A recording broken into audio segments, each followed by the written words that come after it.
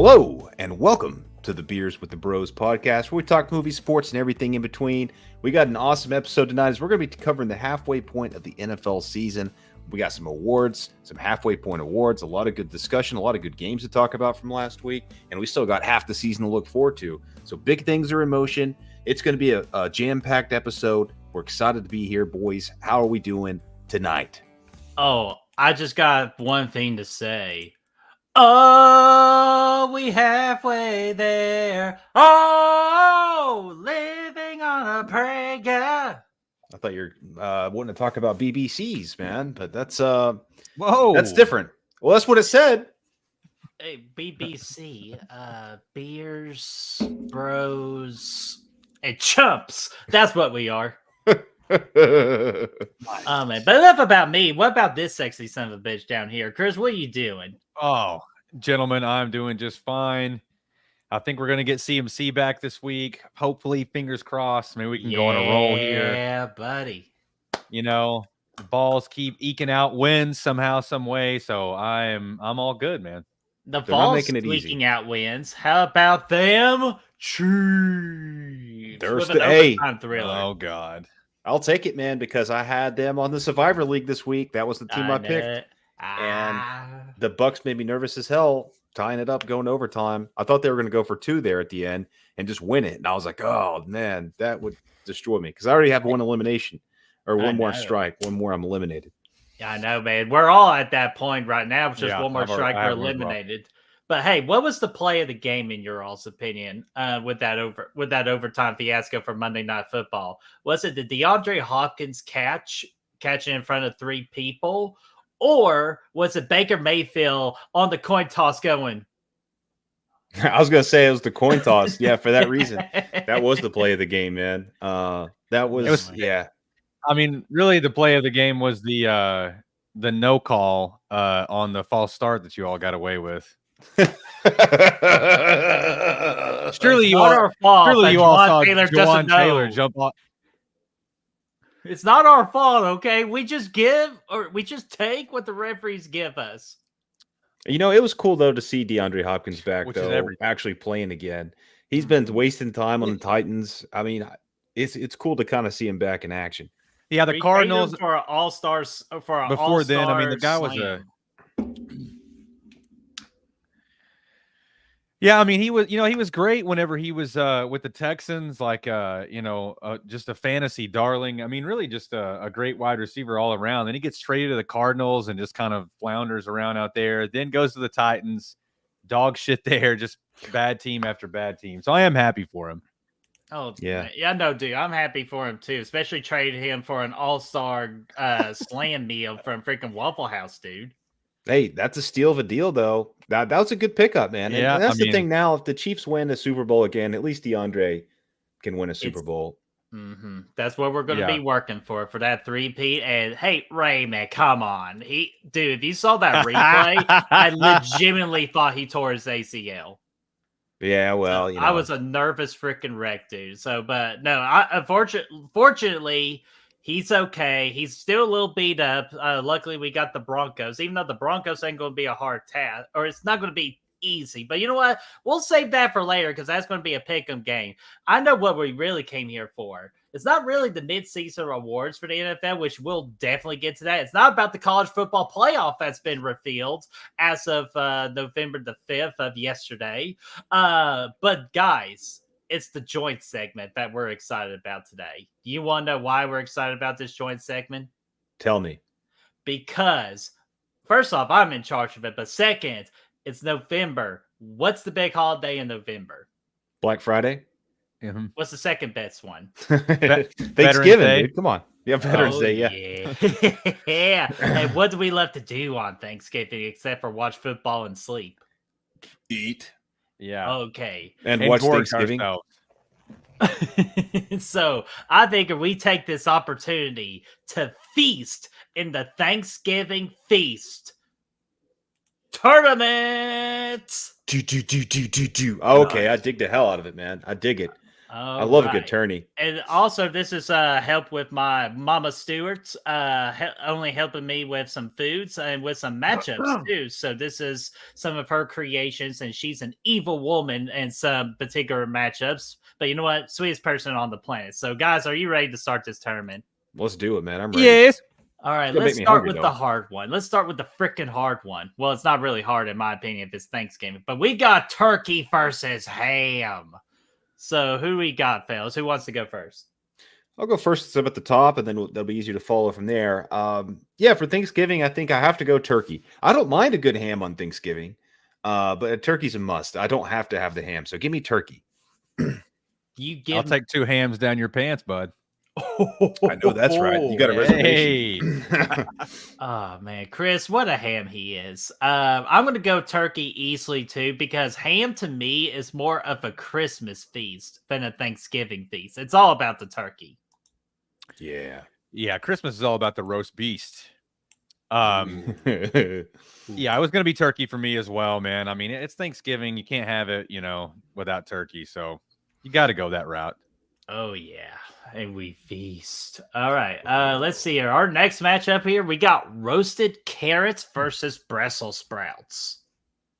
This is kind of an interesting one. I don't know that I have either of these at any of the 3 or 4 Thanksgiving feasts that I attend every year.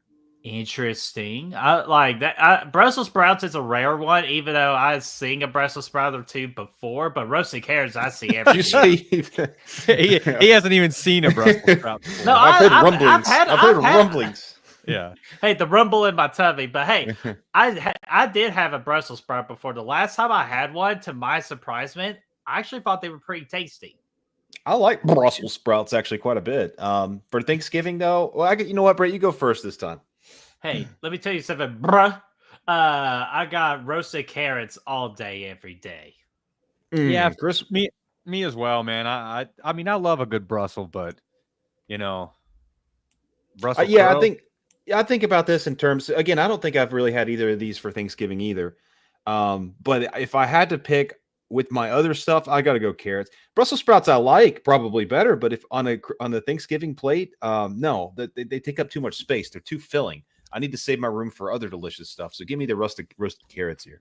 Ooh, okay. So far, dominating matchups here, but I think we're getting pretty close to some heated debates here. But I think we got one more sweep here. We got the sweet potatoes versus the green bean casserole, a very underrated dish. That is a tough one, Chris. Yeah.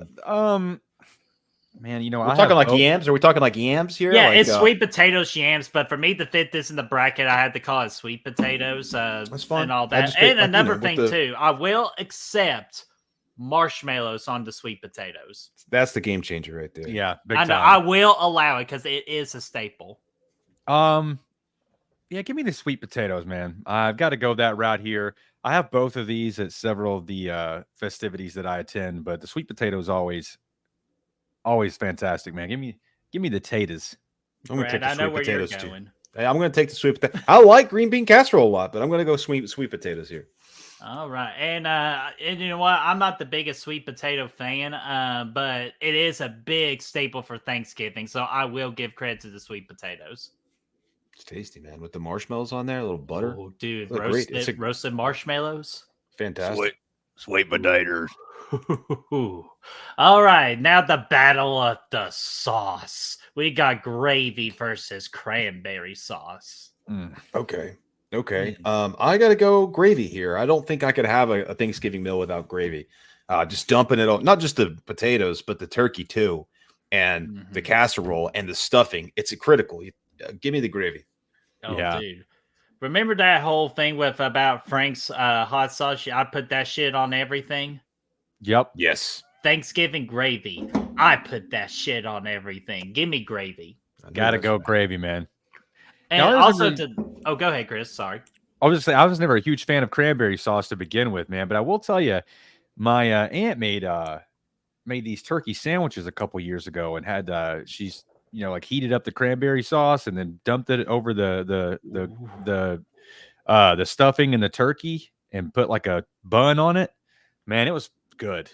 Bro. There's what you could call a perfect bite of Thanksgiving food, and it's it's mashed potatoes, turkey, cranberry sauce. Of course, gravy's going to be on that too. All in one forkful, and that's perfection right there. Oh, and yeah, Chris, I thought you were going for a minute about that sandwich on the France sitcom show of the turkey sandwich, with the middle bread dunked in the gravy called the Moist Maker. Oh, God. I mean, it sounds delicious. I think Wahlburgers also has a turkey burger that has cranberry sauce and stuffing on it as well. So, golly. Oh, Hey, Firehouse always Firehouse. comes out with one too. Yeah. Yeah. All right. Blah, blah, blah, blah, blah. Bruce Almighty, if you know, you know. All right, next matchup here in this side of the bracket, we got mashed potatoes versus dressing. This is the cruel matchup. That is tough. And you're going first, Birdie Boy. Ah, son of a bitch. Okay. I love both of these things. They are my top side items for a Thanksgiving meal. But I kind of like what Brad's strategy is. What can I go without? I could go without dressing. So give me mashed potatoes.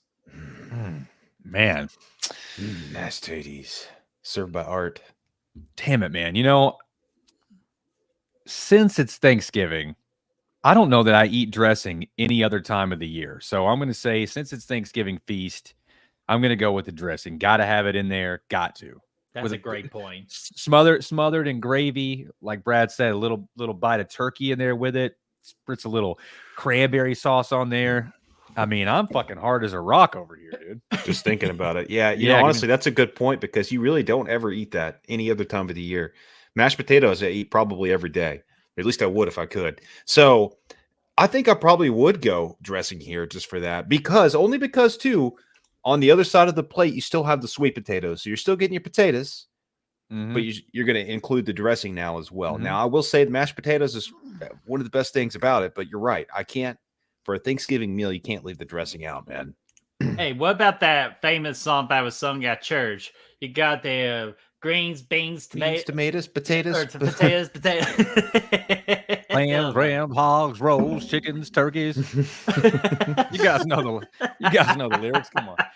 Oh, nice fucking model.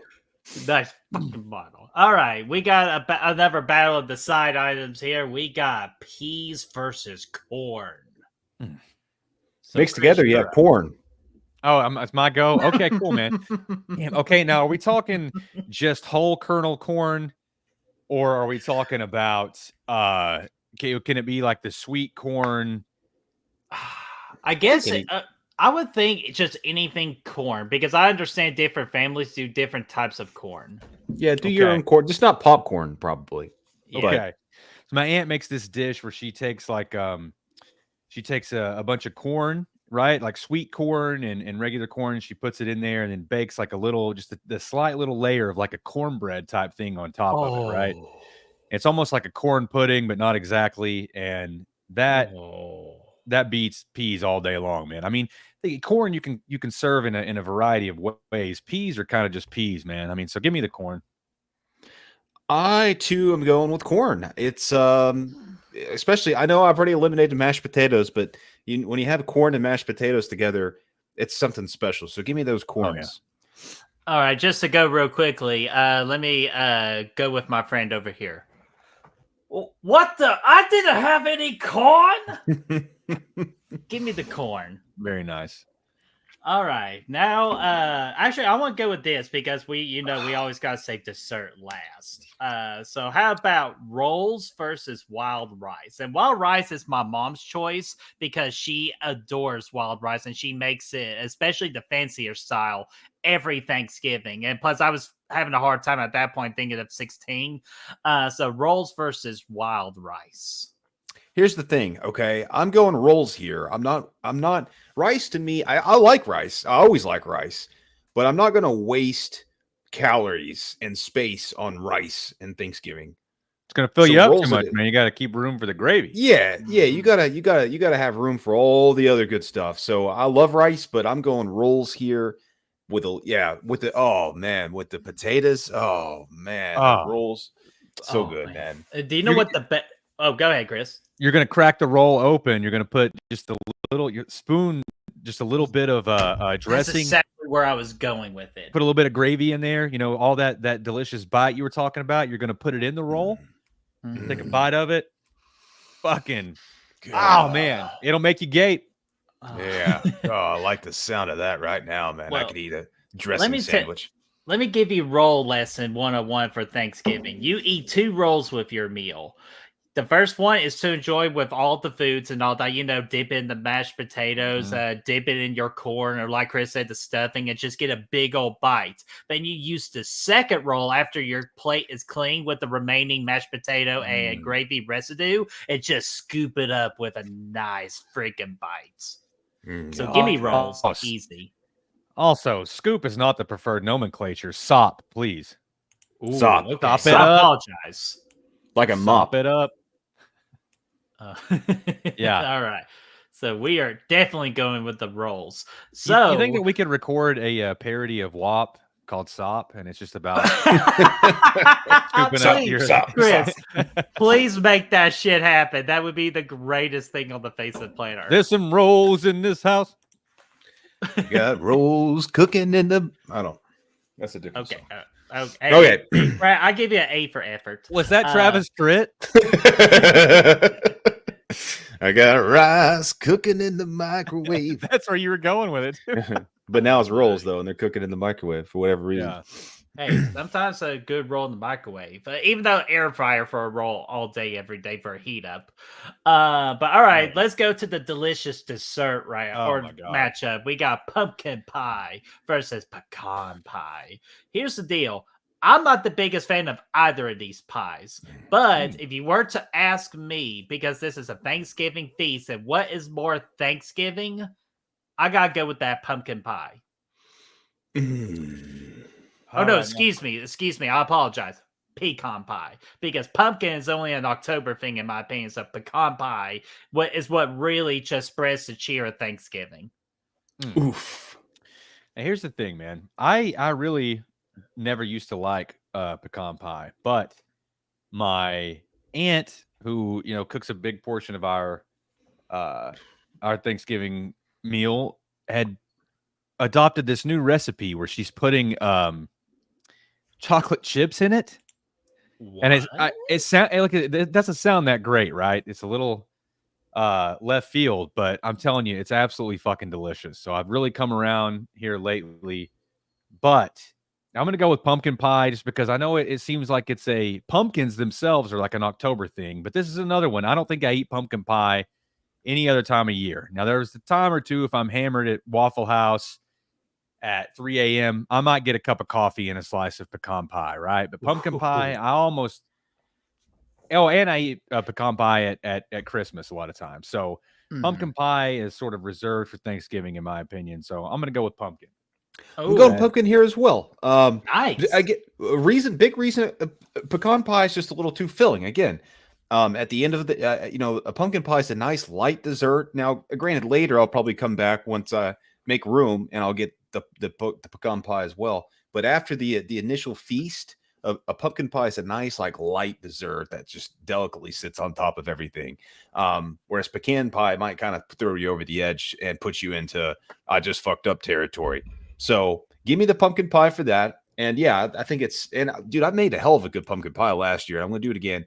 It's fantastic. Ooh, I love baker? it. I bake some pies every once in a while. Hey man, let me tell you guys, I've got a recipe for a pumpkin pie cheesecake that will absolutely make you shoot ropes. Okay, Birdie, I'll bring you some this year. I'll tell you what, I'm gonna give you a trade off. If I can get some of your mom's mac and cheese, I will bring you a pumpkin pie cheesecake. Oh, dude, you know what? Too, Chris? Wait, are we talking about the regular mac and cheese, or are you talking about the experiment I had my mom do with the pepper jack macaroni and cheese? Yeah, whatever it was. Chice. Whatever that was the last time that I came over there. It was macaroni and cheese, right? That she made, or was something else? It was that, or I still owe you a banana pudding. But yeah, I think it was mac and cheese, dude. I'm pretty sure it was. Cheese. Yeah, it was like we came over last year, the day after Thanksgiving, and whatever that was. I'm a dumbass. Why did mac and cheese not make this tournament? That's a very good question. God, we're lucky, folks, because God, good mac and cheese. But hey, let's go to round 2 here, the quarterfinals here. We got turkey Right. versus roasted carrots. Was it my go? I don't remember. Yes. Okay, cool. This is an easy one, man. You can't have Thanksgiving without turkey and roasted carrots. I mean, great side, but turkey is just like turkey, Thanksgiving. They're synonymous. Let's go turkey. Turkey. Right. Give me turkey as well. Yeah, easy turkey. No disrespect to the roasted carrots, which I've developed more of a love for every single year, starting like 2 years ago. Especially if you could put a little brown sugar on that roasted carrot. Great seasoning. But man, it's turkey all day, every day. Hell yeah.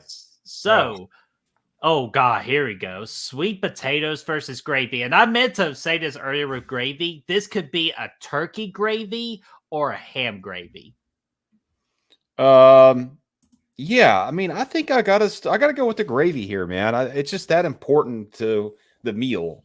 So I know there's not as much substance in gravy, but give me gravy here. Chris? You sure you don't want to go?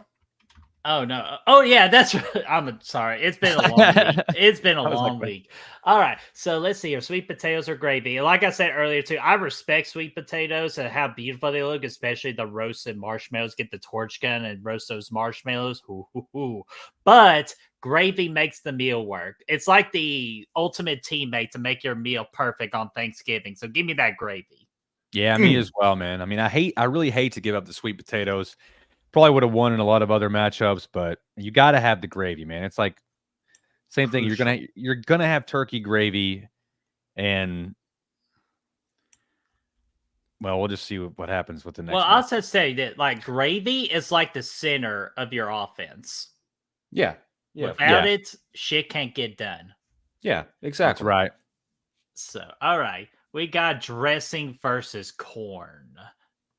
So that is going to be me. I again respect the corn game, especially if you could put like a little bit of like some, green pepper or green and red peppers in it, kind of make it like a fiesta corn. But man, again, dressing is like again your offensive tackle, man. They block for you when it matters. They're big, they're full, they're filling, but they're damn good. So give me the dressing. It's Crisco. Sorry. Yeah, no, will agree with you. Give me the dressing. I was gonna say you have to have turkey dressing and gravy. I feel like it's not Thanksgiving for me if I don't have those 3 components. So got to go dressing here. Not really a lot to talk about. I do love the corn though, man. I'm telling you, the corn with a little bit of cornbread on top of it, and like you said, with a little bit of chopped up jalapenos in there. But dressing has got to go. I'm taking dressing as well, man.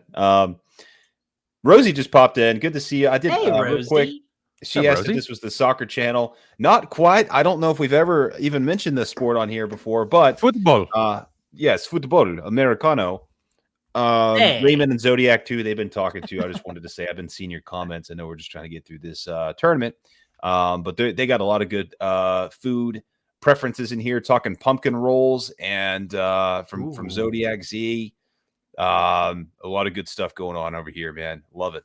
And I'm sure we'll talk about we'll get more into soccer in the future. Once ain't they building a soccer team for Nashville, Chris? They've had one for quite some time. Okay, I got see that. Sorry, no disrespect to the soccer. But hey, you never know. We might get a little soccer, especially when the FIBA World Cup gets into play in the future. So, but we got to address this matchup of the pumpkin pie versus the rolls. Which, by the way, speaking of pie, let the Bratman tell you a little story about pie. Oh, please regale us.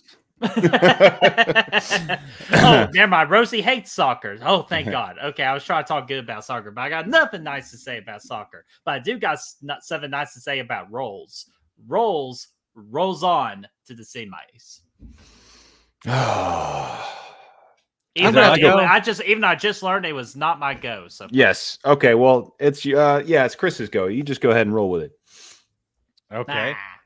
I'll tell you. Here's my thought as we're working our way down here. Okay, we've got the 3 big components, and I will agree that the rolls are a huge component to this. It sort of completes the meal. But I'm going to go with pumpkin pie because we don't have any other sweets on here. And so I'm thinking, we have a complete meal with the other three. So I will add the pumpkin pie to incorporate a dessert within this. Well, you Within can make the rolls sweet as well if you put the right kind of butter on it. Oh yeah, of course. Yeah, and Butter. it's hard to beat a good roll, and it completes everything up there. But we don't really have a proper dessert, so give me the pumpkin pie. The pumpkin pie. I'm going to take a pumpkin pie too. It's one of my favorite desserts, and like you said earlier, this is one of the few times a year that I actually get to enjoy it. I usually don't get it in the summer, obviously. So give me pumpkin pie there, and let's see it keep rolling. Wow, what a freaking upset! Pumpkin pie over rolls. Damn. But I respect it. So now, this might be pretty much the finals right here. Turkey versus gravy. Is this a... And it's Chris's go too, man. You got to do it. Man, I think that we use the substance right here and we just create like a Turk grab or something like that, Monstro Turk grab. I don't know, man. Fuck, dude. It's Thanksgiving. I'm not gonna take up too much time. Give me the fucking turkey. I gotta have turkey, dude. It's not Thanksgiving without it. I'm gonna say the gravy. I just think it's that important. That's my favorite part is drizzling it. So give me the gravy, man. Oh man, why y'all have to make me do this? Oh, birdie. Okay, because again, most people eat turkey on this day of the year. But it's like I said earlier, gravy is the center. It gets shit done. And I could be okay with an okay turkey, but if I have bad gravy, it ruins the entirety of the meal. So I'm going with a major upset. Give me the fucking gravy. And that's the thing too. If you have a mediocre turkey, the gravy elevates it. Exactly. It makes bad turkey good turkey. Congratulations, boys. We have no meat now. Hey, we got gravy though. Oh, we got the meat. Yeah. Oh yeah. Oh, we got some, man. We don't need any meat. All right. What about dressing versus pumpkin pie? Oh boy. I think it's my roll, and I gotta go pumpkin pie. So what if hit pumpkin pie? You keep on saying roll a lot. Yeah, I know, right? I gotta go pumpkin pie. I gotta do it. All right. So, Chris, what do you go? Oh, it's me. I'm definitely going dressing here. Again, I respect the pumpkin pie game, but I'm not the biggest pumpkin person. I'm not the biggest pie person. I have a really particular list on pies that I like, especially that pumpkin pie. So give me dressing. Yeah, I mean, if we're gonna let dressing go, or we're gonna let gravy go, I would have loved to had my dream would have been turkey and pumpkin pie. I think those are the two biggest components for me. Excuse me, could have done without the gravy, but yeah, give me the dressing. Oh my god! Sorry, got distracted there for a bit. So what'd you say? He said the dressing. He went with the dressing. Okay, and for me, okay. I already went, so never mind. Disregard that. Sorry, I got very distracted on stuff, but I'm good now. So all right, we got our main event: gravy versus dressing. What is the Thanksgiving feast item of all time? All right, Birdie, let's hear it. I love both. Here's the deal. If you had the best dressing in the world, this is almost an impossible matchup. But again, it's like what Brad said with the turkey. If you have okay turkey, the gravy elevates it. The gravy elevates everything. Give me the gravy. That gravy's so good. That gravy's so good. Honestly, I mean, that's what I'm saying, Zodiac. I mean, I think honestly, I can't believe that it's not turkey. I mean, I thought that would be a surefire win here for turkey. So I mean, I don't even know what the fuck now, but I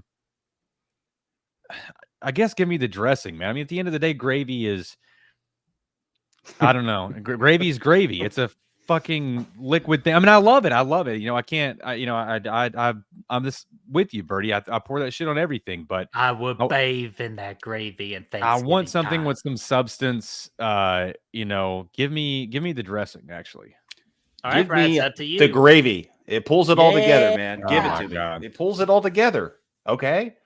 Chris the other day in our last tournament, he said, "Oh, you're too predictable." Now we got Gravy winning the championship over here, and you're mad about that too. I know.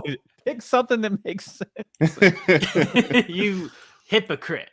All right. So Gravy wins the Thanksgiving feast food item in this Beers with the Bros Thanksgiving edition tournament. Girl. All right, man. That's a good tournament. Brett, man, why don't you once you get everything cleared out there, take a minute and tell the people what we're tackling next here this week, man. All right, what we're going to tackle next. Before that, we are going to skip the competition because we got a lot to go through here. So Brad will do competition next week, where me and Chris will duke it out yet again. And also let us know in the comment section of who you think was supposed to win that Thanksgiving feast tournament. Let us know in that comment section down below. Turkey. Hey, shut your fucking mouth. Shut it. I love turkey too, so it breaks my heart too. But man, gravy makes the world go round. So before we get to the college football, the only thing recap wise is to go over the college football playoff brackets real quick. But before that, we got to congratulate the Los Angeles Dodgers for winning the World Series in dominant fashion 5-1. Told you it was going to happen. I know. I was the only Yankee that picked the Yankees, so fuck my couch. I mean, I couldn't imagine anyone else that was going to beat them. It would have been cool to see the Braves go, but yeah, they're banged up. Oh, and also with World Series MVP, freaking Freeman. Brad knows all about the Freddie Freeman, dude. I know, man. He's a fucking beast. I miss him. I hate that he left Atlanta, but you know, it's fine. Yeah. He's a good dude. I'm just glad he's still having success. I don't want to go backwards. Are we about to click the same comment here, Birdie? Oh, you go right ahead. I gotta load the playoff. Yeah, this is a great. This is one of my favorite things, and it didn't even cross my mind. Where were the chicken and dumplings? I've never once had chicken and dumplings on Thanksgiving. It's not happening. Me neither. What? I haven't done it. I didn't know that was a thing. I've never done it. That's crazy. Chicken I love it though. It's an entree. It's not a side item. Like, what are you talking about? What are you talking about? It's one of the best things. That's about.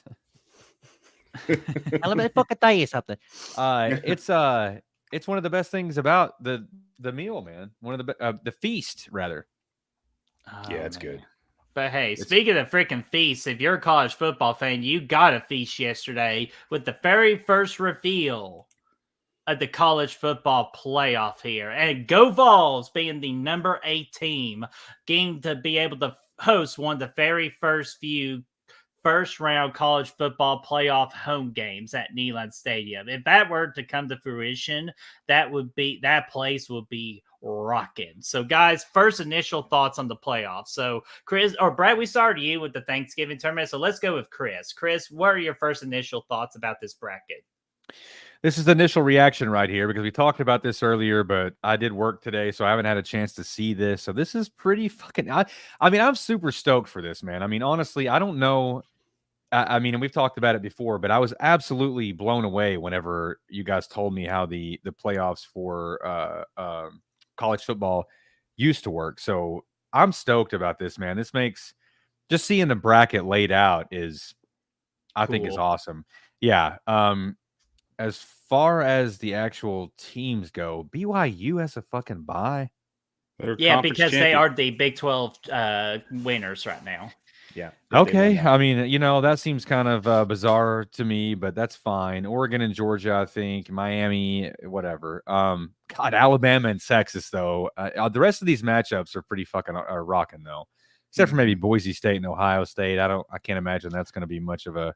I mean, am I wrong? Actually, I think you're wrong because what I was going to say, I would be stoked to have a Boise State BYU quarterfinals match. It'd be awesome if it happened. I find it hard. Boise State's got the best player in the sport right now at running back. So there's that. But I don't know about the rest. I haven't seen them play once. I've seen his highlights. I've seen a lot of his runs, but I don't know anything about the rest of the team. I don't know. I know they don't play a stiff schedule. So coming up Ohio State, that'd be a true test. I don't want to play Indiana. If I'm Tennessee, I'd rather not. But I guess, you know, you're going to be playing somebody good either way in the playoffs. So it's going to happen. So, if either way, we talked about the beginning of the season. If we do end up getting to host a playoff game, it's going to be fucking awesome. Mm-hmm. Oh yeah, and doesn't Indiana run the exact same offense, like the up tempo offense that we do as well? I haven't seen them play yet either. But I've seen them play, but I was kind of going back and forth. So I know they score a lot of points. So that makes sense. The offense is rocking for sure. Dude, so this would be a great offense versus defensive battle that I feel like college football needs to see happen. So hopefully Indiana continues with their success and Tennessee continues with their success. Even though I would love if Tennessee can beat Georgia here, not this week, but the next week, and get in that SEC championship for the chance to beat that 2 seed. Come on now. That's all we can hope for, man. Come on now. Don't have any faith. That's going to be a 7:30 kickoff at Georgia. Yeah. We're going to get blown out probably all the way out of the top 12. God, that sucks. I really wanted that to be a 3:30 game for us to at least have a decent shot. But hey, I was hoping they would do it at 9 in the morning, man. Hey, it's but hey, this is anything can happen. Right now it's tied 0-0. So we'll see what happens. We'll definitely talk about that Tennessee Georgia game next week. This is our college football playoff. Once the new update happens for next Tuesday, we'll get that freaking rolling. So let's roll on to the main topic, the midway point of the NFL, guys. All right. Yeah, let's do it, man. I'm excited. I know we got some mid-season awards to go through. Are we ready for that? Yeah. So I'm going to go from bottom to top here. Yeah, go from bottom to top here with my notes here. So for the NFL, the first thing I got, who in your mind is the best defensive player midway point of the season?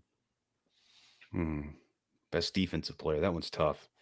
I don't know, Chris, what you got down there, man? Tell me. I have my initial thought is TJ Watt. That's what I was going to say. It's the Steelers. Oh. Every game that I've seen him play, he's just been wrecking havoc. I probably would have said Aiden Hutchinson for the Lions. He was just an absolute. He was an absolute dog, but he got hurt, so he's out. But I think TJ Watt to me is like, now that Aaron Donald is gone, he's just every play he's in there. You know what I mean? Even if he doesn't get the sack or whatever, he's a problem every fucking down. So I'll probably say TJ Watt. I can't think of anyone else right now that would be better than him.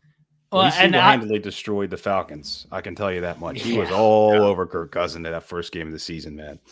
Yeah, and I'll just go ahead and give the credit to Aiden Hutchinson just because this is just the midway point. So I'm going to go ahead and give him credit for mid-season defensive MVP right now because I know he's not going to win Defensive Player of the Year, unfortunately. But so I'm just going to go ahead and give him that credit. But I love the actual and I'm a Chiefs fan and we fucking hate the Raiders. But I cannot deny the fact of how good Max Crosby's been so far. Yeah. So he gets an honorable mention. Another honorable mention, Chris, since you mentioned a defensive player just disrupting the game every play, no matter what.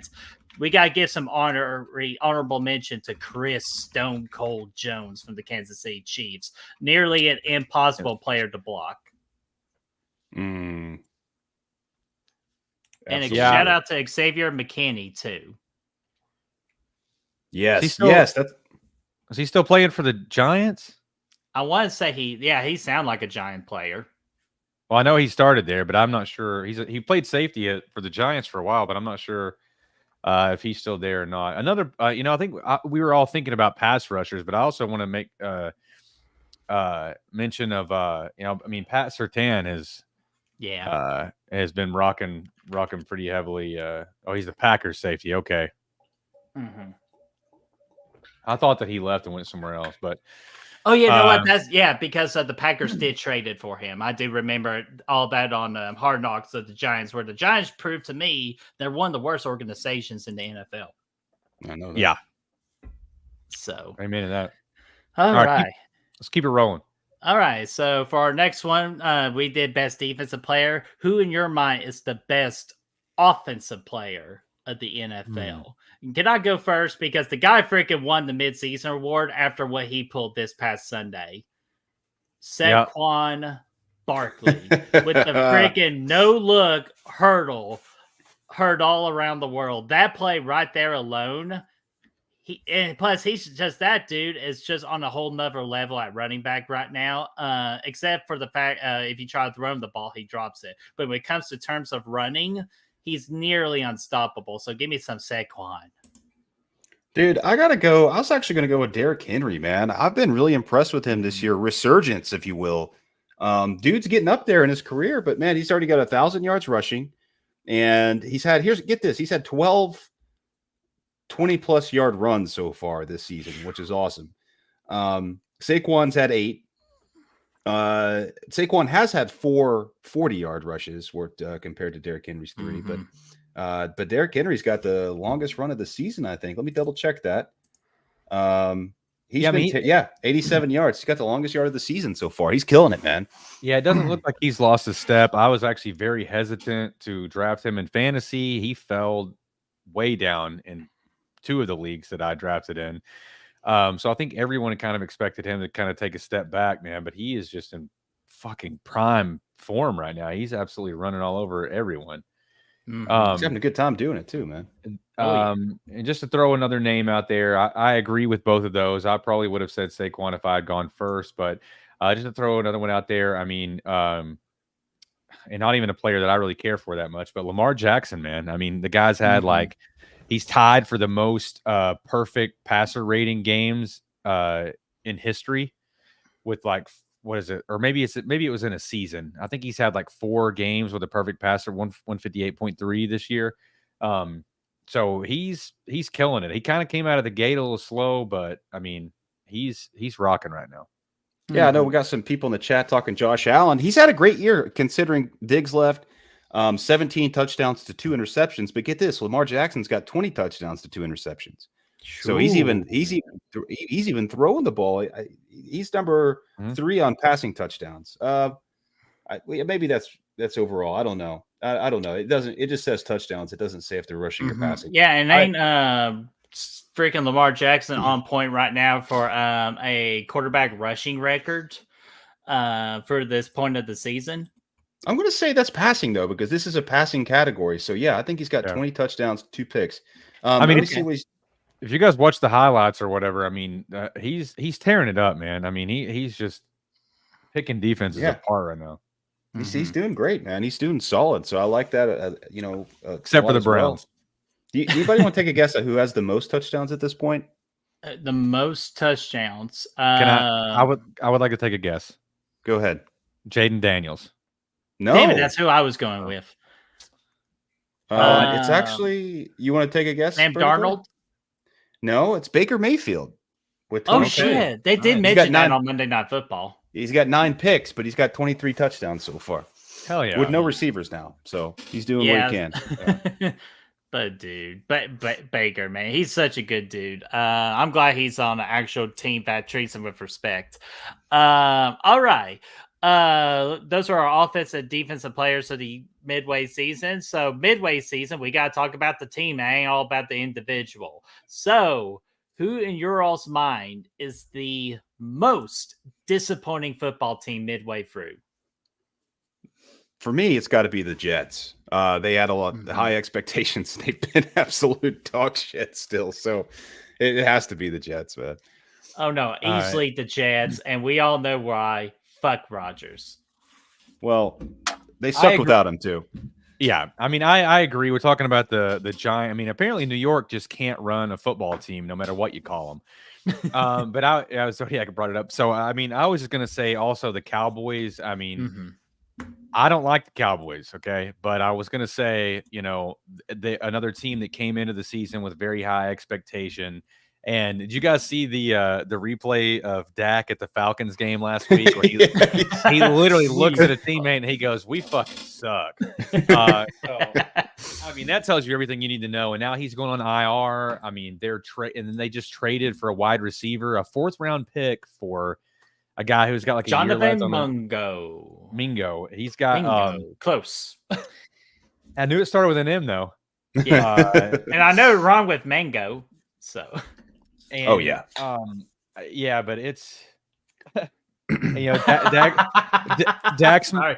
Yeah, no, I knew that. Yeah, Oh my god, that's funny, Zodiac. Dak's true. more concerned with creating tequila, and Jerry Jones is more concerned about measuring his players' dick sizes at the combine. So, yeah, that's just. I have a good friend at work that's a huge Cowboys fan, and I've been trolling his ass nonstop. I love that fact of it, but they came in with high expectations, and they are just dog shit. So. I say again but I actually would like to throw an honorable mention. Chris, this is not a disrespect whatsoever, but I'm going to give a little bit of disappointment to the San Francisco 49ers. But the only reason they are a honorable mention is because I know a lot of that is due to injuries. But at times, though, even with some good strength on their side, they haven't looked as dominant as they did that one season where they went 13-3.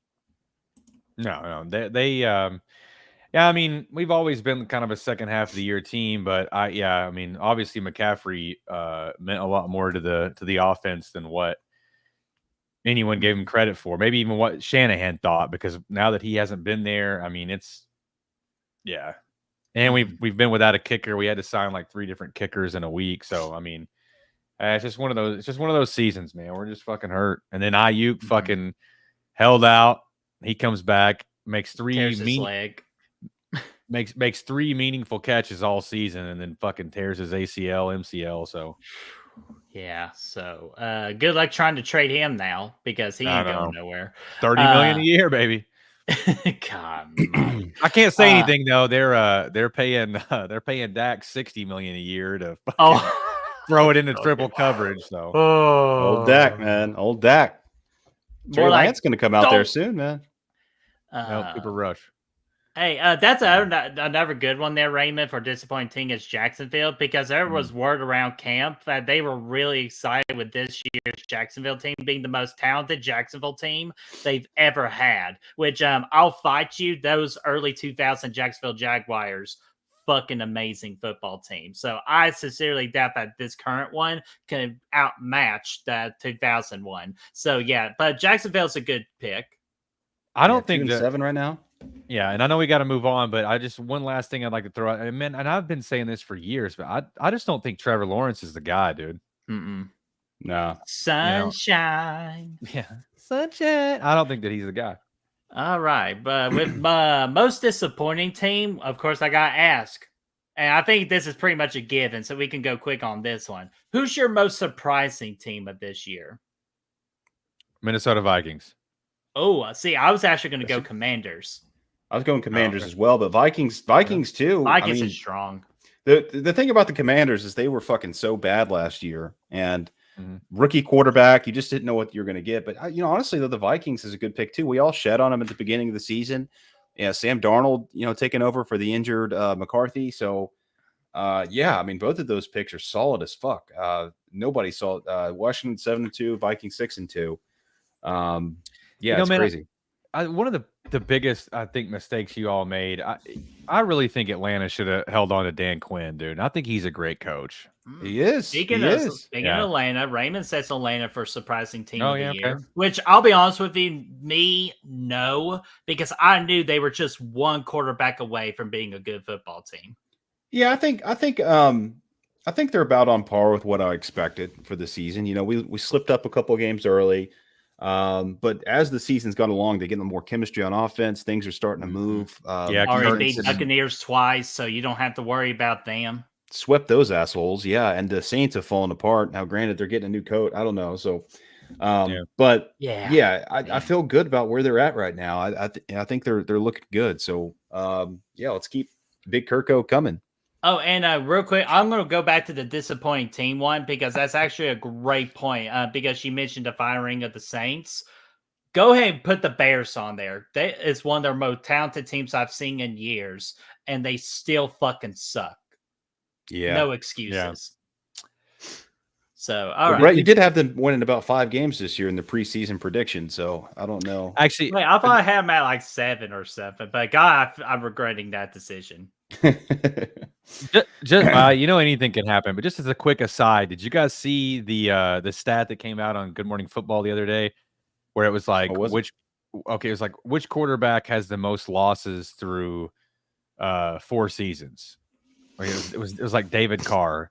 Through 5 seasons, it's David Carr. Through 6 seasons, it's David Carr. Then it's like who has the most losses? Quarterback has the most losses through 7 seasons or something like that. I can't remember what the divide was, but it's David Carr up to a certain point, and then it's Derek Carr, and then it's like who has the most losses through 8 seasons? Derek Carr. 9 seasons, Derek Carr. So God. yeah, no disrespect against the guy, but he's not winning a lot of games. Well, he's that been should in some already shitty tell you teams, too. already. So that should tell you already not to play him. Yeah. Yeah. All right. Let's go ahead and move on. We talked about surprising and disappointing teams. So now let's get on to the big thing with teams. Who is the worst team in the NFL? This could go quick because that's pretty obvious of who possibly is the worst team. I don't know. There's 9 teams right now with only 2 wins, and they're okay. all I didn't pretty know shitty. that. Yeah. I'm just always going to say the Panthers just because just that whole organization sucks. And what they've been doing with Bryce Young sucks. Their offense sucks. Their defense sucks, with exception of Shy Tuttle. You're a beast down there in Carolina. Go Vols. So, yeah, to me, it's going to be Carolina. I'm kind of leaning towards the Titans, man. They're looking fucking brutal, man. They can't get any points. They can't fucking – there's nothing on that team, man. The quarterback is just, well, I mean, I guess they've had a little bit more competent play since they put Mason Rudolph in there. But I was about to say, Will Levis is just making literally the dumbest fucking mistakes that anyone's ever seen in the NFL. Some of the worst quarterback play that I've ever seen in all my life. Hey, did you say the most dumbest mistakes of all time? It's yeah, kind of like this.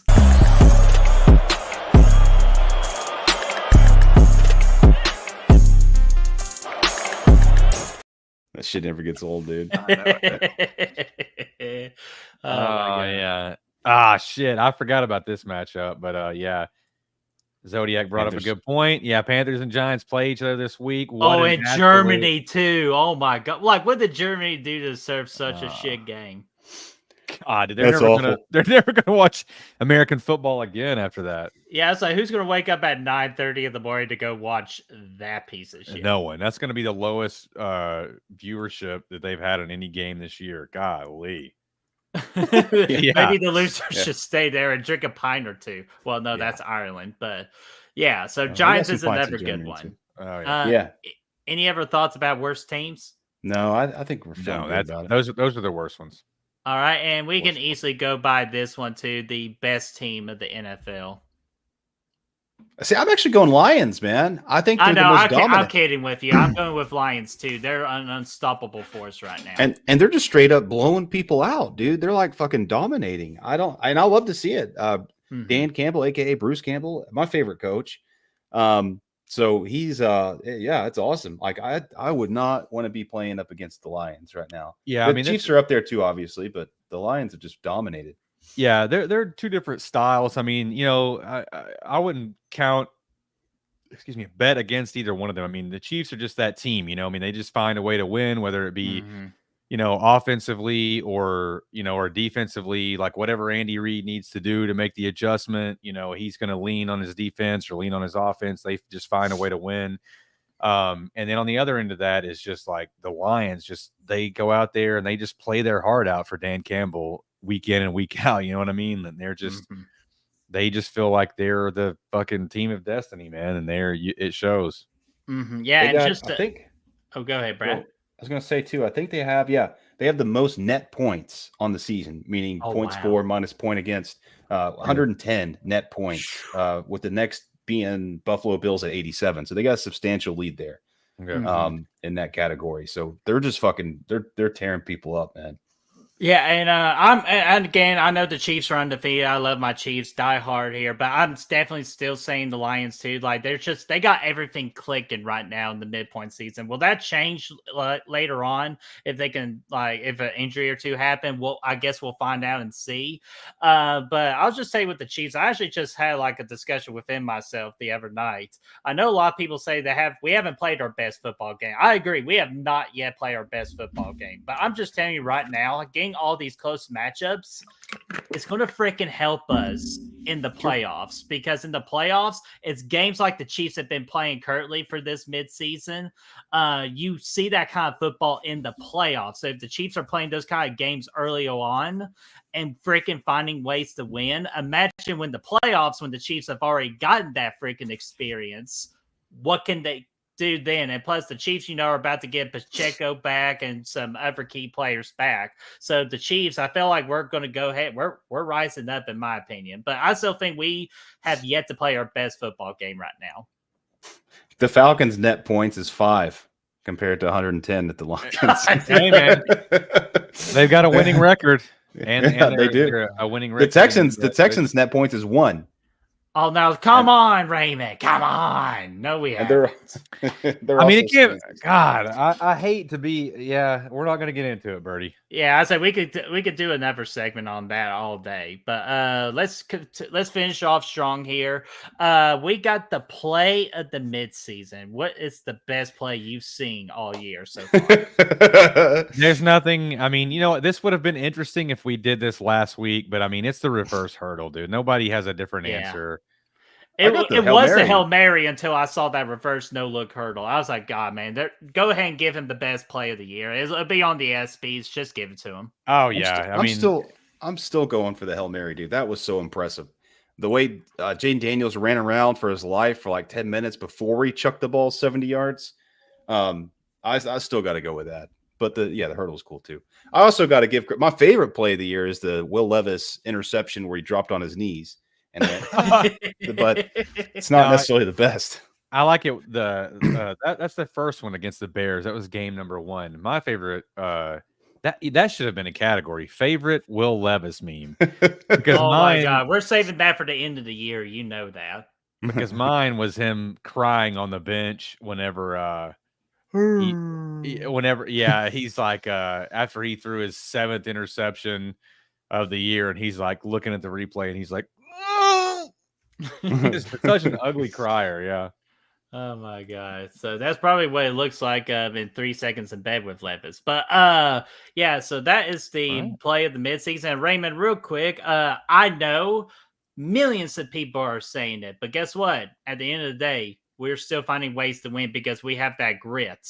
The only time I will say that the Reds actually did help us win a football game, I'm not afraid to say this, it's that Atlanta game. You saw that one firsthand. We deserve to lose that game. That I will give you credit on that. Every other game, blame the other team too for not getting the job done. Yeah. So, all right. So let's see here. We got best football game of the year.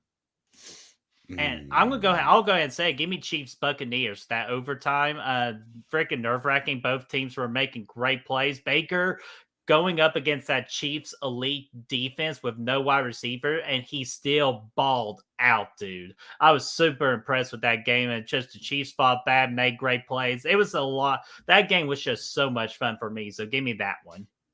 I still got to go with the Falcons-Bucks Thursday night game. Last second field goal to send it to overtime, and then Big Kirko going over 500 yards that night. That was just an awesome back and forth game that literally went down to the. I mean, we're talking seconds on that last play they ran to get in the field goal range. Clock was running. They had to get up there and spike it without any mistakes. They did it and got the field goal. That was awesome, dude. That's a great pick, Chris. What about you?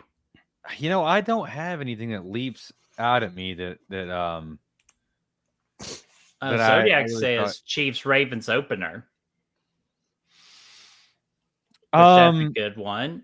And Rams Seahawks from Sunday. That was actually a really good game. I want to say there was one with the Lions where it really got close toward the end.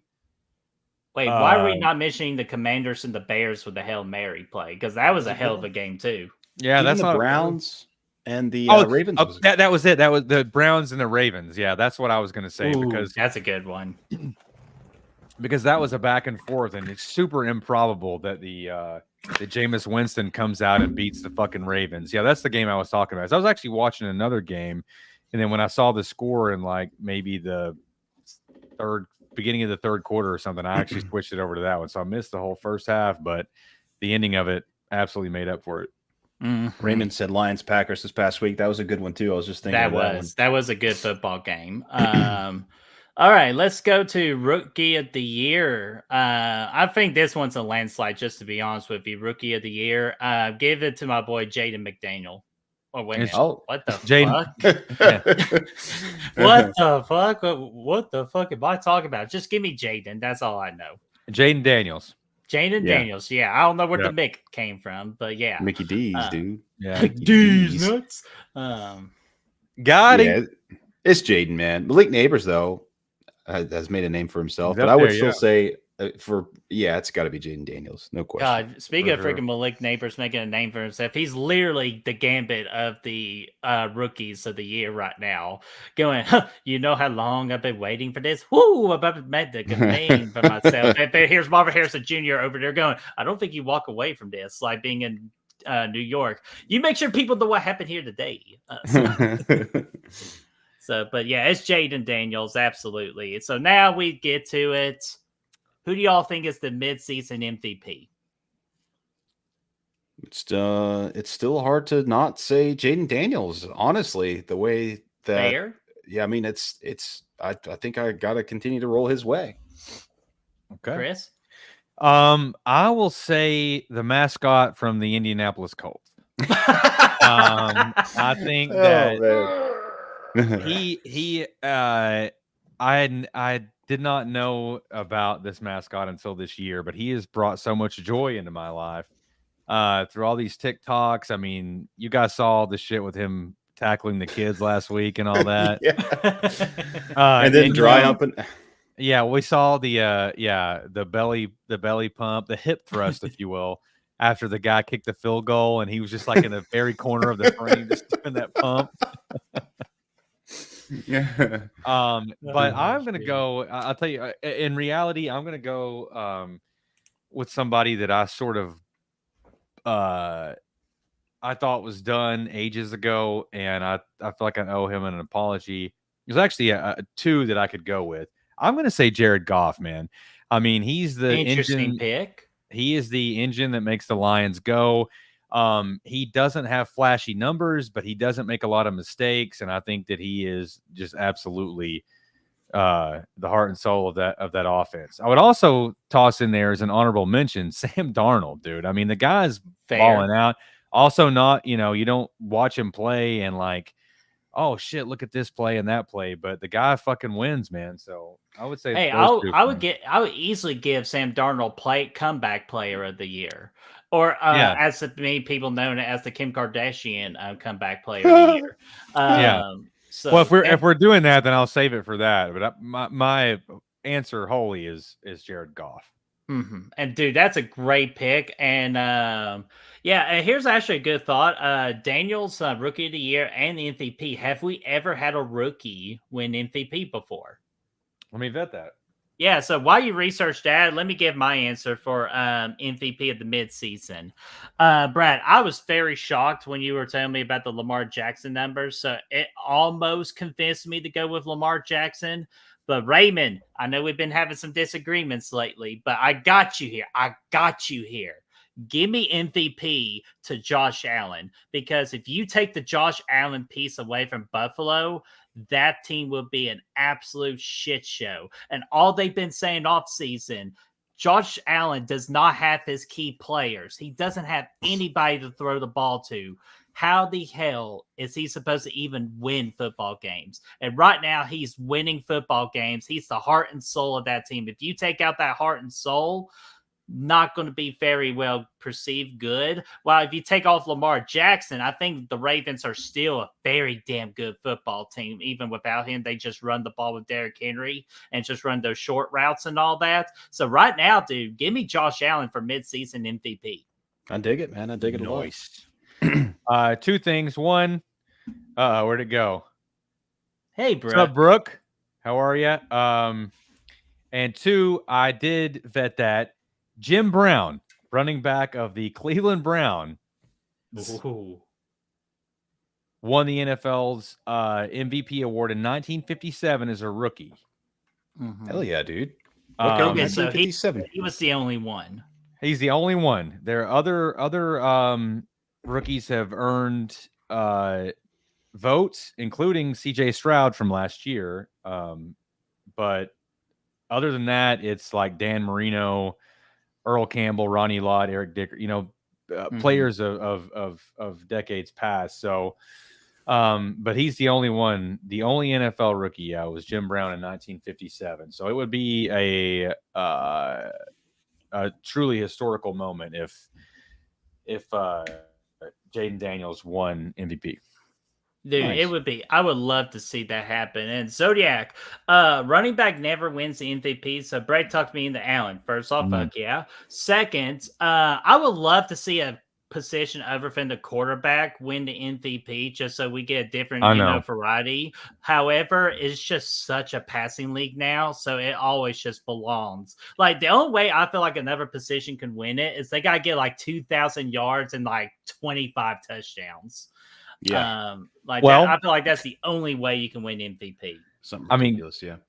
Christian McCaffrey was up there last year. I mean, I think if any other position had an opportunity to win that, it was probably him last year. I mean, he had like 20 receiving touchdowns. I'd have to look the stats up, but I mean, it was absolutely ridiculous. I mean, he had over 1,000 yards each receiving and rushing, and a ridiculous amount of touchdowns, and still Lamar Jackson, Shit, yeah.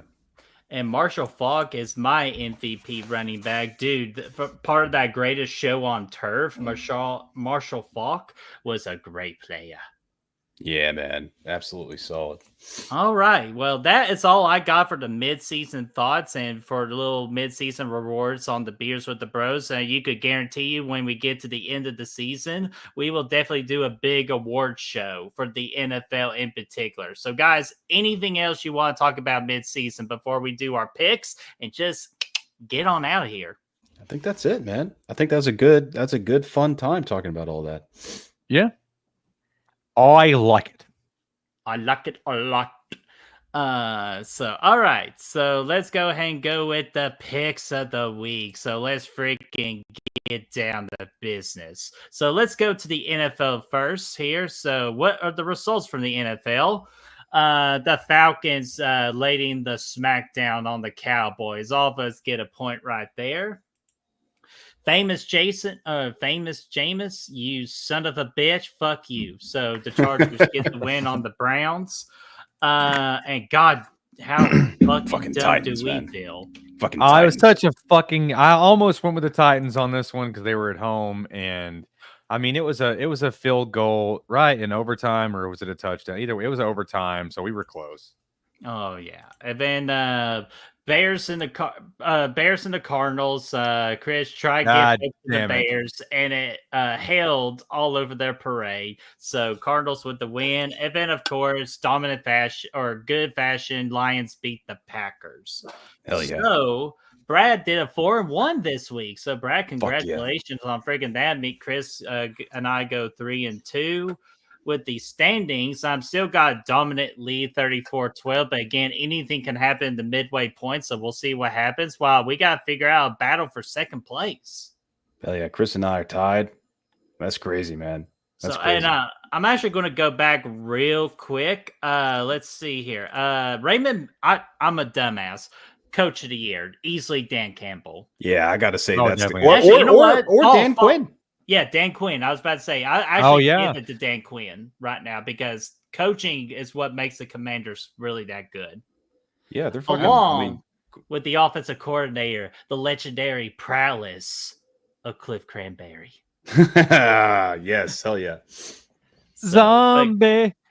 You know what, though? I was just here thinking a second ago. The loser of the NFL picks should have to do an entire show in a banana costume and do it's peanut butter jelly time. Peanut butter jelly time. Okay. You gotta get our hands on a Colts costume, dude.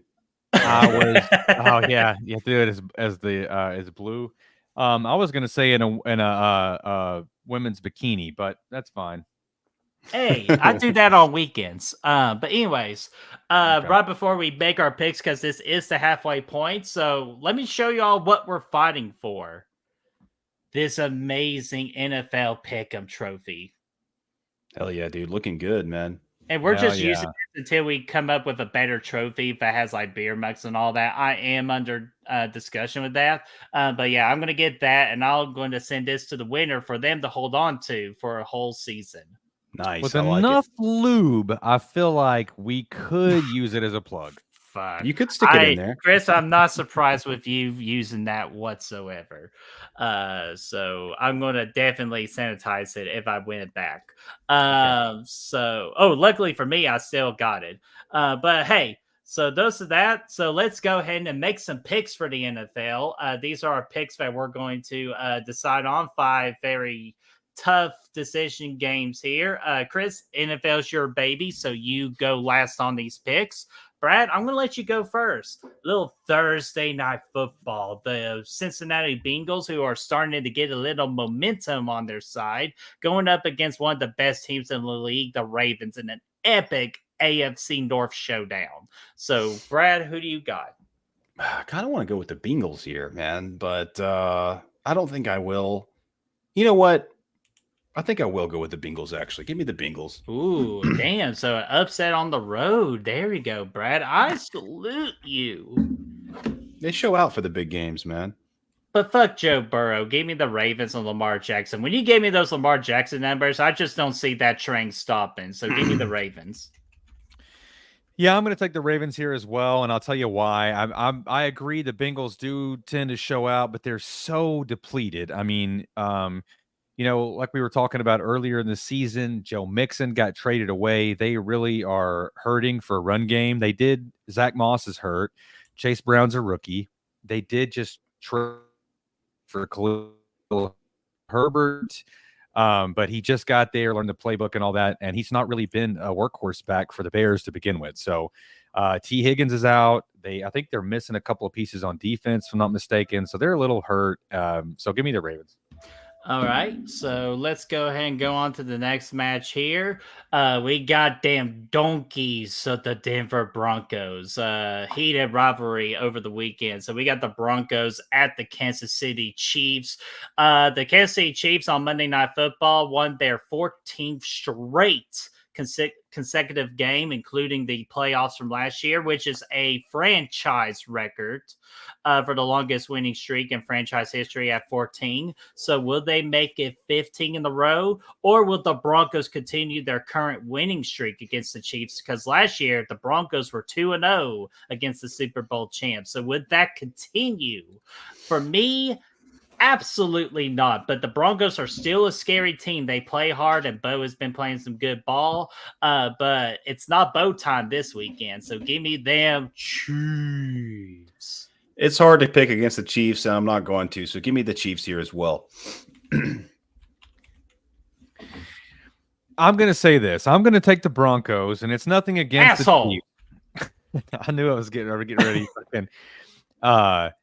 I'm just going to say this. I mean, I think that at some point the Chiefs are just not going to have a great game. Like, and we talked about earlier, like they're going to, and I just complimented them. Like, no matter what happens, they can lean on the offense, the defense, they find a way to win.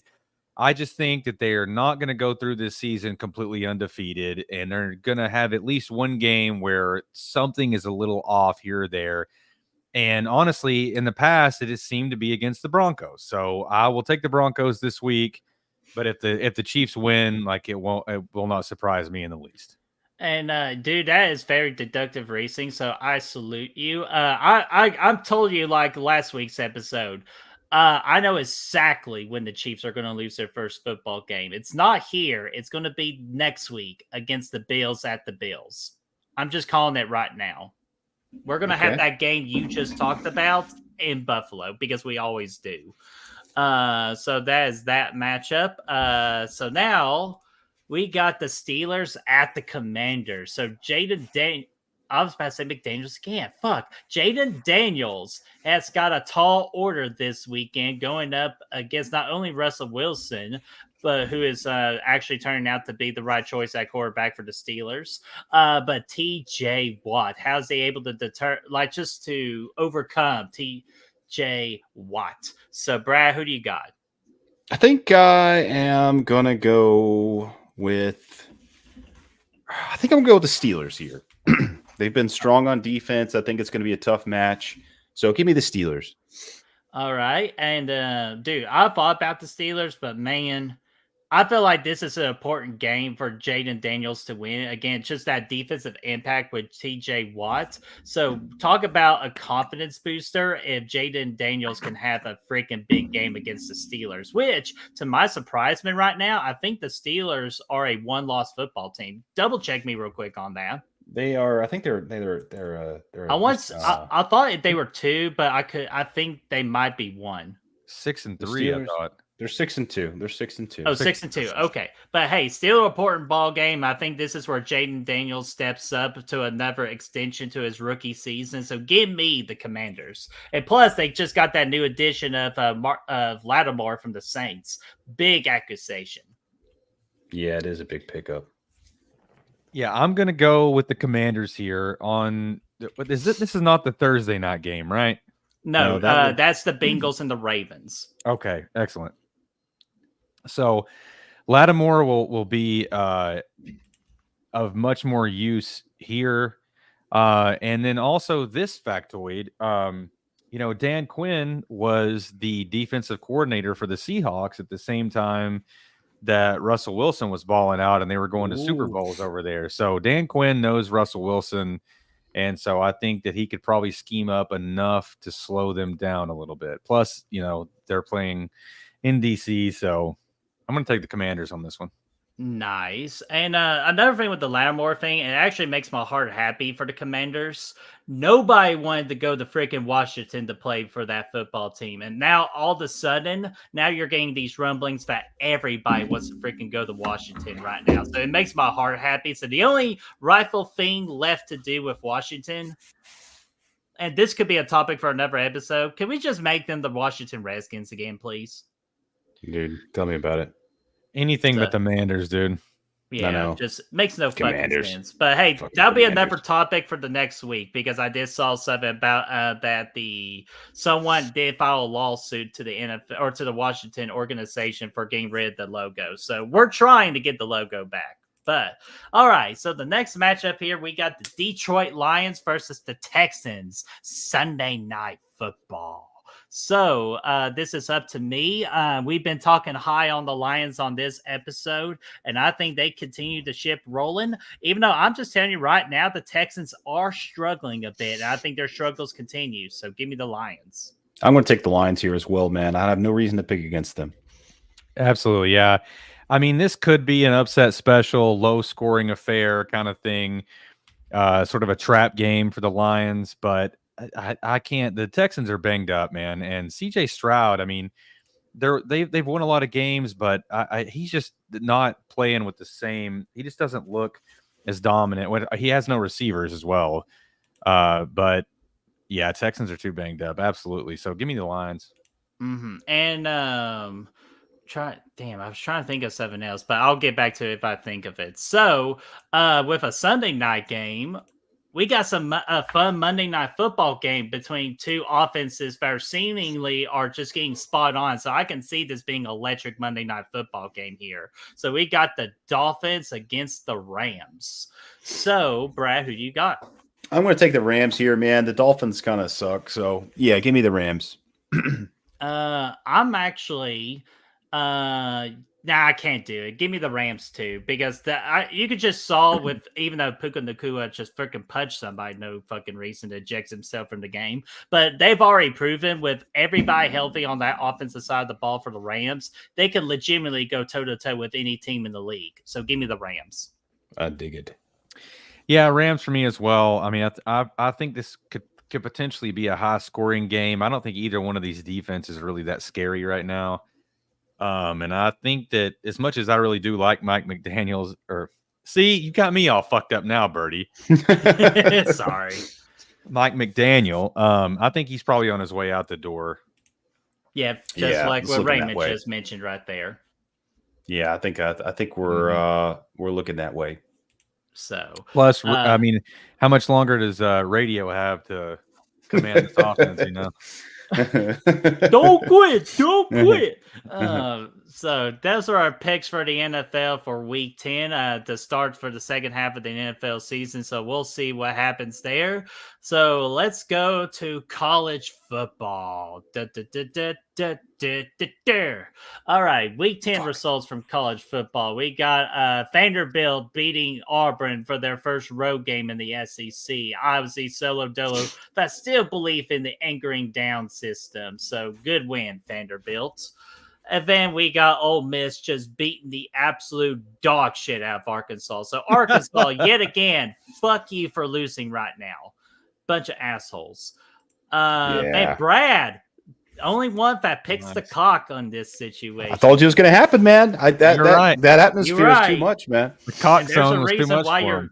And dude, there's a reason why you're leading the standings right now. Sorry for the spoiler alert on that. This is right. It's because Brad just knows how to pick this shit right here. So good on South Carolina. Big home game. And then obviously one that picked SMU when SMU just beat the dog shit out of Pittsburgh. So good job, SMU, on a big win. Unfortunately, Penn State has no hose. So and quick question on this. They got him. They're just not calling. This is actually a good point right here. Do you think Franklin's out the door at Penn State? I would say he's at the door, man. I just think they got an Ohio State problem. He turned their program around. They were ass with the whole scandal and stuff, and he came in and fixed them up. So I don't think I think he's got a safe position there unless he starts dropping other games. But he cannot get over this Ohio State hurdle. Both of these teams have struggled. Like we talked about it last week. This was something that's going to give territory because Jeff Day can't win a top 5 game and the Penn State can't beat Ohio State. So Ryan Day. Wait, yeah, I was about to say, Ryan who's Day. Jeff Day? I don't know. He's a nice guy. He hits balls. It's fine. Oh my gosh. But yeah, I was just thought about that because like he just does not have a winning record against these top 5 matchups, man. Yeah. So yeah. But hey, you never know. Like we'll see where Penn State can go from here. But Ohio State, big victory. So with that in mind, me and Brad tied this week at 3-2 to Chris's 2-3. I'm sinking here, boys. Hey, yeah, so that gets me 1 ahead over Bradley board right there. And so far right now, if the season were to end today, hello, gentlemen, Brad will get the college football pick'em trophy here. There again. Dude. Enough lube. That one's going to need extensively more lube. Yeah, I was like, I'm sorry, I just don't want to think about what the even though here's Brad.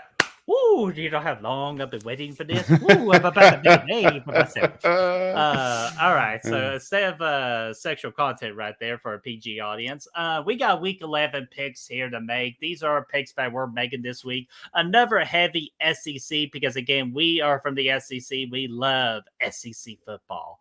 So before we get to our SEC picks, let's go with an interesting one here. Can Michigan play spoiler to number 8 Indiana? So Indiana, a big home game against Michigan. Michigan's still talented, but Indiana is just finding a way to win games and winning games dominantly. Again, this is college football, so I bring the energy, so I'm going to pick last. Chris, how about you pick first? Yeah, man, they're playing at Indiana at home. I mean, is Indiana undefeated? They are undefeated. I think they are. So give me Indiana on this one. I'll take Indiana as well, man. I don't have give me Indiana, I think. Michigan's kind of looked like ass, so I'll take it. And you know what? Michigan is ass. So give me them Hoosiers, baby. Give me Indiana. All right. So we got number 21, Colorado, making their way up the Big 12 conference for a potential shot at the playoff for late of the season, going up against a tough road game against Texas Tech. So, Brad, I'll let you go first on this one. I think unfortunately will probably have to go with Colorado here. I just think they're going to pull this one out. Chris? I tend to agree. I don't know why. I haven't even seen Texas Tech play this year. But they don't exactly have any defense. Texas Tech does not. Well, that's the Big 12 conference for you. The conference with no defense. Yeah, and Colorado's been picking it up, so I'll take them. Go ahead and play my theme song for Colorado. Stand up and get wild. Here we come to get you. Da da da da. Just fucking with you. They're not going to get nobody except for a big, huge disappointment down at Texas Tech, where Patrick Mahomes comes from, Texas Tech country. So give me them Red Raiders. I hope you're right. Red Rockets. I hope lose. I'm right too, because fuck Colorado. So now we are going to have the Cox of South Carolina going up on a road game against number 24 Vanderbilt. And where this is an interesting matchup to me, because again, Vanderbilt's good. However, South Carolina, like Brad, you said last week, loves to be the team of spoilers. So will South Carolina spoil the run that is Vanderbilt? So Chris, let's go with you. See, I'm trying to see what. Okay. You know what, man? I think I've been 0 for 2 at picking Vandy games. I'm going to take Vandy on this one at home. All right. I know. Brad? Here's the thing. I think I keep losing out on Vanderbilt too, but I don't want to because I know if I change it and I pick Vanderbilt, they'll lose. So I'm just going to keep playing. I don't want to be a moving target. So give me Shane Beamer, man, and the Cox. All righty. So Brad's picking a cock. So will I pick give me Vanderbilt. Well, I'm going back to Vanderbilt. See, David, I knew Brad could have picked the cock. He's not man enough to take the cock. Hey, he would Yeah. pick a trophy up his ass, but he can't pick a cock? Like, what the hell? Anyways, but I'll tell you this, though. Nah, give me the Cox. I'm going Cox. All right, final answer. Yes, He's Brad. taking the cock. Brad's just the same as Vincent Kennedy McMahon. They love Cox. All right, so South Carolina it is for Brad. Unfortunately for me, I can't pick a cock again. I didn't pick him last week. I'm not going to pick him again this week. Vanderbilt, I am pretty sure I am a 1-1 record picking them. So let's make it 2-1. So let's go Vanderbilt. All right. Nice. And so now we're going with our first really big one, top 25 matchup, number 2, Georgia on the road against Ole Miss, where they're already declaring it. If Ole Miss loses, they are completely out of the playoff. While if Georgia loses, they are still in the playoff, but their chances are really damaged. And plus, that would be a damn big blow for Georgia right before the Tennessee game. So let's see at number 4. So Brad, who do you got? Going Georgia, man. They're going to come there ready to eat again. So give me Georgia. All righty, Chris.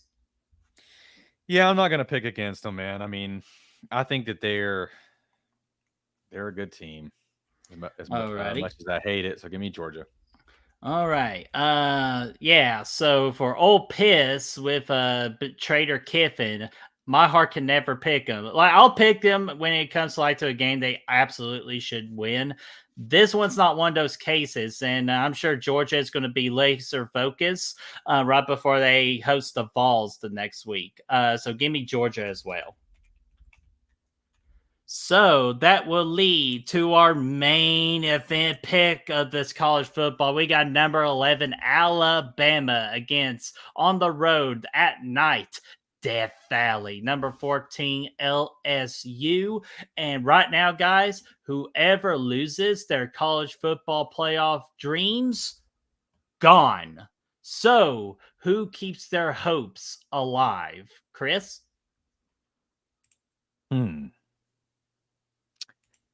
I think LSU is going to play spoiler here. I think that it's going to be a close game. I think LSU pulls this one out, and for the first time, Alabama has to pack it in and go home.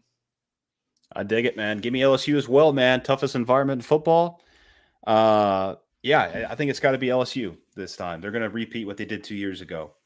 All righty, Alabama, you listen to me, okay? I don't give a shit about your song of Sweet Home Alabama. I don't give a shit about your movie with Reese Witherspoon of Sweet Home Alabama. I just don't give a shit about you.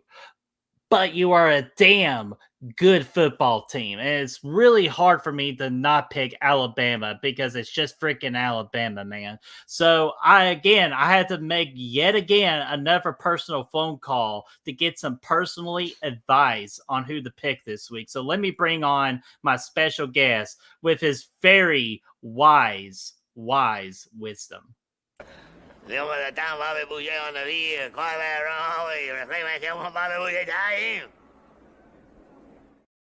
I know it's No. understand Cajun, so let me go ahead and translate what he said. He said Bobby Boucher, his good old buddy, has picked LSU, so that's why he's going to pick LSU, and that's why I'm saying I'm picking LSU. I'm picking them. Bama back in the line. Fuck you. Give me LSU. Hell yeah, dude. I dig it. Nice. If LSU wins, my prediction of Bama not getting 10 wins will come true as well. So that's true too. Even though, what about bowl game? What about it? They can still go 10-3. Well, yes, but I mean in the regular season. Okay, there we go. That's my freaking boy. So those are the picks for this week. We'll recap them next week to go along with some more picks for the next week. So, gentlemen, anything else before we start the closing of this show? Nary. No. Not one. Alrighty. And the only note I have here is, as of right now, we did have in talks with our very first ever special guest. I will confirm that here later on this weekend for Matthew Whitfield. I knew he wanted to come on to talk some NFL and fantasy football talk, so I figured next week would be a great week to do that and experiment around with the special guest slot. So as of right now, that is the plan. I'll double check everything over the weekend and post it on our socials. That's all I have. So Brad, you the man, close us out. Let's wake up dripping, man. Let's keep rocking. Drip, drip, drip, motherfuckers. Big Kirko, wake up dripping. Shit.